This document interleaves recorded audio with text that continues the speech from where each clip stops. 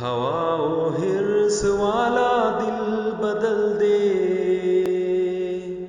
میرا غفلت میں ڈوبا دل بدل دے۔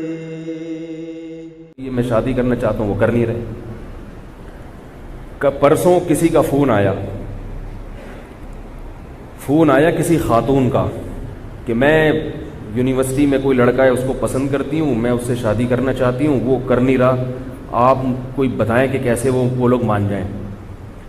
میں نے کہا محترمہ یہ ٹائم شرعی مسائل کے پوچھنے کا ہے، 10 سے 10:30 رات کو اور صبح 4:30 سے 5، یہ مسائل پوچھنے کا ٹائم ہے، لڑکے دلانے کا اور لڑکوں کو لڑکیاں دلانے کا ٹائم نہیں۔ اور میں نے یہ کہہ کے لائن کاٹ دی۔ پھر ان کا فون آیا، اب مجھے تو نہیں پتا ہوتا وہی نمبر ہے دوسرا نمبر ہے، تو کالز کا ایک رش ہوتا ہے۔ میں نے اٹھایا، کہہ رہی آپ مفتی کس بات کے ہیں؟ آپ نے لوگوں کو یہ ٹائم دیا کیوں ہے؟ پھر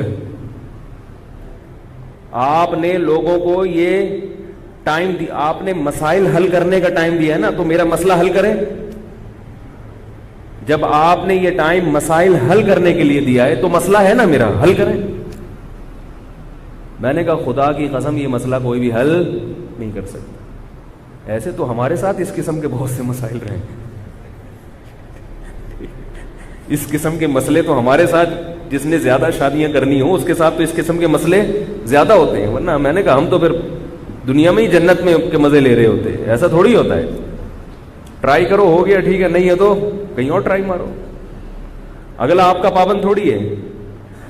تو وہ خاتون نے کہا کہ نہیں، کچھ ایسا وظیفہ بتائیں پڑھنے کو، کچھ ایسا عمل بتائیں اور حساب و کتاب لگا کے بتائیں کہ وہ لوگ کیوں نہیں کر رہے۔ یہ کیونکہ لوگوں کی سوچ ہے یہ آج کل، اس لیے میں سب کے سامنے یہ واقعہ بتا رہا ہوں۔ حساب کتاب کر کے بتائیں کہ وہ لوگ راضی کیوں نہیں ہو رہے۔ میں نے کہا ان سے تو کہا نہیں، زیادہ میں باتیں نہیں کرتا، تو میں نے جو آپ لوگ کو کہہ رہا ہوں، جو میں ان سے کہنا چاہتا تھا کہ میں نے ابھی حساب کتاب لگا لیا ہے۔ حساب کتاب میں آیا ہے کہ وہ اس لیے نہیں کر رہے کہ ان کو آپ لوگ پسند نہیں ہے، ان کو آپ لوگ پسند نہیں، اس لیے نہیں کر رہے، حساب کتاب ہے۔ ان کا خیال تھا کہ یہ کہے گا کہ کسی نے کچھ کرا دیا ہے، کوئی بندش ہے۔ بھائی پسند نہیں آ رہے تو کچھ بندش ہو نہ ہو، جب پسند ہی نہیں آ رہے، آپ کو وہ پسند ضرور تھوڑی اس کو بھی آپ لوگ پسند ہو، نہیں آ رہے پسند اس کو، نہیں وہ مجھے چاہیے، وہ مجھے ہر قیمت پہ چاہیے۔ میں نے کہا عمل الانسان ما تمنا، قرآن کے الفاظ ہیں کہ انسان کو ضروری نہیں کہ وہ مل جائے جس کی وہ تمنا کرتا ہو، اس لیے کھجل خواری کے سوا کچھ بھی نہیں ہے، سوائے روڈ ناپنے کے کچھ بھی حاصل نہیں ہوگا۔ تو جب نہیں دے رہے اور کوئی ایسا وظیفہ نہیں ہے خام خواہ کہ، میں نے کہا جو وظیفے اگر اس طرح کے ہوتے تو وظیفے بتانے والوں کی سب کی وہیں ہوتی جہاں وہ چاہ رہے ہوتے۔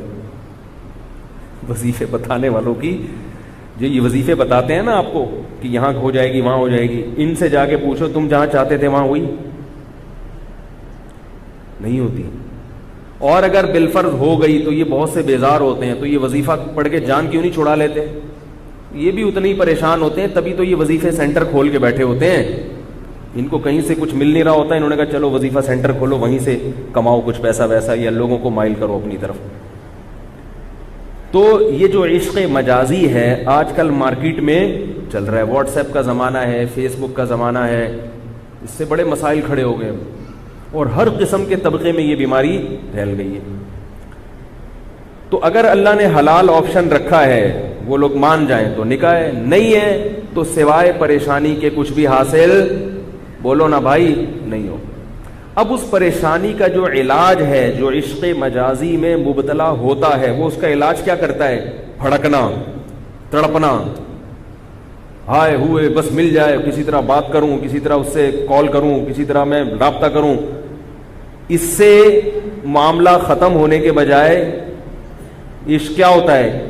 اور پیدا ہوتا ہے۔ عاشق یہ سمجھتا ہے کہ تھوڑی بہت اگر میری ہیلو ہائے سلام دعا رہی تو میرے جذبات کنٹرول میں رہیں گے، حالانکہ وقتی کنٹرول میں آتے ہیں جذبات، معاملہ سدھرنے کے بجائے اور زیادہ بگڑتا ہے۔ Thanks for watching. Don't forget to like, comment, share and subscribe to Mufti Tariq Masood.